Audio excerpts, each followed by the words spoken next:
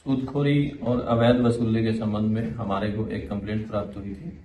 जिसमें परिवादी ने बताया कि उसने जरूरत के समय किसी फाइनेंसर से पैसे उधार लिए थे और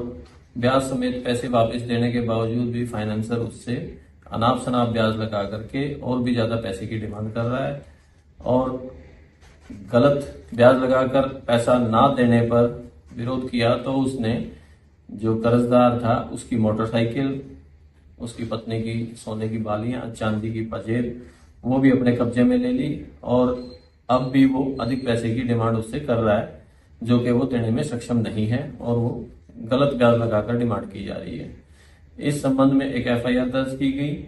जिसमें विक्रम और हर्ष दो व्यक्तियों को गिरफ्तार किया गया जो फाइनेंस का काम करते थे और गलत तरीके से ब्याज लगाकर वसूली करते थे।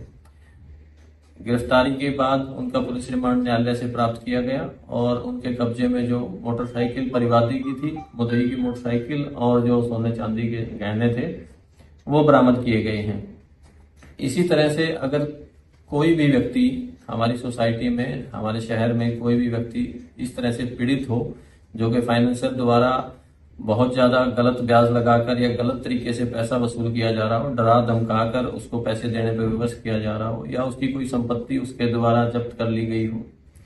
तो वो आके हमारे को कंप्लेंट दे और उसकी कंप्लेंट पे न्याय संगत कार्रवाई की जाएगी और किसी भी प्रकार का दबाव फाइनेंसर का मानने की जरूरत नहीं है। एसपी साहब के मार्गदर्शन में यह अभियान चलाया जा रहा है कि कोई भी फाइनेंसर सूदखोर अवैध वसूली नहीं कर सकता, किसी भी नागरिक को परेशान नहीं कर सकता, दबाव नहीं बना सकता। इसलिए इस प्रकार की कोई कंप्लेंट हो तो पुलिस प्रशासन से आगे मिले, तुरंत कार्रवाई की जाएगी। धन्यवाद। Thank you sir.